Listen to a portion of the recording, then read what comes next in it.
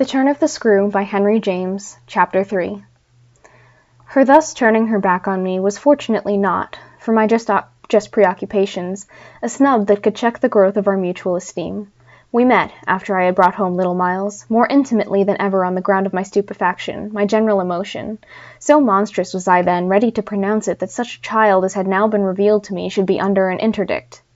I was a little late on the scene, and I felt, as he stood wistfully looking out for me before the door of the inn at which the coach had put him down, that I had seen him, on the instant, without and within, in the great glow of freshness, the same positive fragrance of purity in which I had, from the first moment, seen his little sister. He was incredibly beautiful, and Mrs. Grose had put her finger on it. Everything but a sort of passion of tenderness for him was swept away by his presence. What I then and there took him to my heart for was something divine that I have never found to the same degree in any child, his indescribable little air of knowing nothing in the world but love. It would have been impossible to carry a bad name with a greater sweetness of innocence, and by the time I had got back to Bly with him, I remained merely bewildered, so far that is, as I was not outraged by the sense of the horrible letter locked up in my room in a drawer. As soon as I could compass a private word with Mrs. Grose, I declared to her that it was grotesque. She promptly understood me. "You mean the cruel charge? It doesn't live an instant. My dear woman, look at him!" She smiled at my pretension to have discovered his charm. "I assure you, miss, I do nothing else. What will you say, then?" she immediately added. "In answer to the letter?" I had made up my mind. "Nothing." "And to his uncle?" I was incisive. "Nothing." "And to the boy himself?" I was wonderful. "Nothing." She gave with her apron a great wipe to her mouth. "Then I'll stand by you. We'll see it out." "We'll see it out!" I ardently echoed, giving her my hand to make it a vow. She held me there a moment, then whisked up her apron again with her detached hand. "Would you mind, miss, if I used the freedom—" "To kiss me? No!"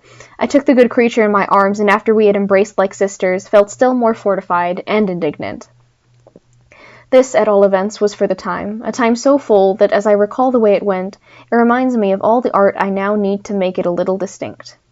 What I look back at with amazement is the situation I accepted. I had undertaken, with my companion, to see it out, and I was under a charm, apparently, that could smooth away the extent and the far and difficult connections of such an effort. I was lifted aloft on a great wave of infatuation and pity. I found it simple in my ignorance, my confusion, and perhaps my conceit, to assume that I could deal with a boy whose education for the world was all on the point of beginning. I am unable even to remember at this day what proposal I framed for the end of his holidays and the resumption of his studies. Lessons with me, indeed, that charming summer, we all had a theory that he was to have, but I now feel that, for weeks, the lessons must have been rather my own.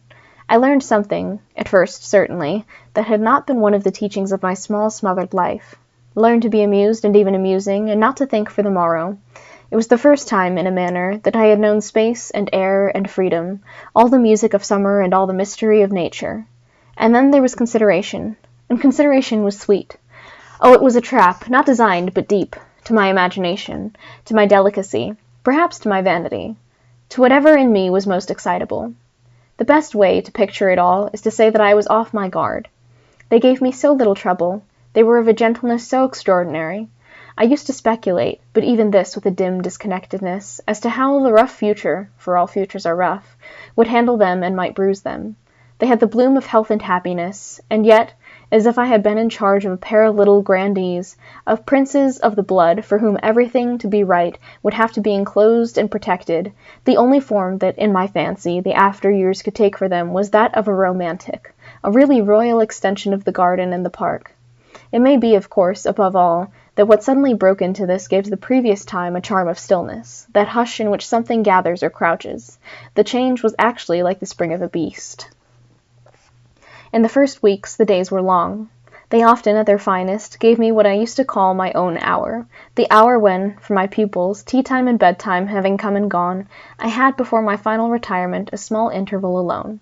Much as I liked my companions, this hour was the thing in the day I liked most, and I liked it best of all when, as the light faded, or rather, I should say, the day lingered and the last calls of the last birds sounded in a flushed sky from the old trees, I could take a turn into the grounds and enjoy, almost with a sense of property that amused and flattered me, the beauty and dignity of the place. It was a pleasure at these moments to feel myself tranquil and justified, doubtless, perhaps, also to reflect that by my discretion, my quiet good sense and general high propriety, I was giving pleasure, if he ever thought of it, to the person to whose pressure I had responded. What I was doing was what he had earnestly hoped and directly asked of me, and that I could, after all, do it, proved even a greater joy than I had expected. I dare say I fancied myself, in short, a remarkable young woman, and took comfort in the faith that this would more publicly appear. Well, I needed to be remarkable to offer affront to the remarkable things that presently gave their first sign. It was plump, one afternoon, in the middle of my very hour. The children were tucked away, and I had come out for my stroll. One of the thoughts that, as I don't in the least shrink now from noting, used to be with me in these wanderings, was that it would be as charming as a charming story suddenly to meet someone. Someone would appear there at the turn of a path, and would stand before me and smile and approve. I didn't ask more than that. I only asked that he should know, and the only way to be sure he knew would be to see it, and the kind light of it in his handsome face. That was exactly present to me, by which I mean the face was, when, on the first of these occasions, at the end of a long June day, I stopped short on emerging from one of the plantations, and coming into the view of the house, what arrested me on the spot, and with a shock much greater than any vision had allowed for, was the sense that my imagination had in a flash turned real. He did stand there, but high up beyond the lawn, and at the very top of the tower to which on that first morning little Flora had conducted me. This tower was one of a pair, square, incongruous, crenellated structures, that were distinguished for some reason, though I could see little difference as the new and the old. They flanked opposite ends of the house and were probably architectural absurdities, redeemed in a measure, indeed, by not being wholly disengaged nor of a height too pretentious, dating in their gingerbread antiquity from a romantic revival that was already a respectable past. I admired them, had fancies about them, for we could all profit in a degree, especially when they loomed through the dusk, by the grandeur of their actual battlements. Yet it was not at such an elevation that the figure I had so often invoked seemed most in place. It produced in me, this figure, in the clear twilight, I remember, two distinct gasps of emotion which were sharply the shock of my first and that of my second surprise. My second was a violent perception of the mistake of my first. The man who met my eyes was not the person I had precipitately supposed. There came to me, thus, a bewilderment of vision, of which, after these years, there is no living view that I can hope to give. An unknown man, in a lonely place, is a permitted object of fear to a young woman privately bred, and the figure that faced me was, a few more seconds assured me, as little anyone else I knew, as it was the image that had been in my mind. I had not seen it in Harley Street. I had not seen it anywhere. The place, moreover, in the strangest way in the world, had on the instant, and by the very fact of its appearance, become a solitude. To me, at least, making my statement here with a deliberation with which I have never made it, the whole feeling of the moment returns. It was as if, while I took in, what I did take in, all the rest of the scene had been stricken with death. I can hear again, as I write, the intense hush in which the sounds of evening dropped, the rooks stopped cawing in the golden sky, and the friendly hour lost, for the minute, all its voice. But there was no other change in nature, unless indeed it were a change that I saw with a stranger sharpness. The gold was still in the sky, the clearness in the air, and the man who looked at me over the battlements was as definite as a picture in a frame. That's how I thought, with extraordinary quickness, of each person that he might have been and that he was not. We were confronted across our distance quite long enough for me to ask myself with intensity who then he was, and to feel, as an effect of my inability to say, a wonder that in a few instants more became intense. The great question, or one of these, is, afterward, I know, with regard to certain matters, the question of how long they have lasted. Well, this matter of mine, think what you will of it, lasted while I caught at a dozen possibilities, none of which made a difference for the better that I could see, in their having been in the house, and for how long, above all, a person of whom I was in ignorance. It lasted while I just bridled a little with the sense that my office demanded that there should be no such ignorance and no such person.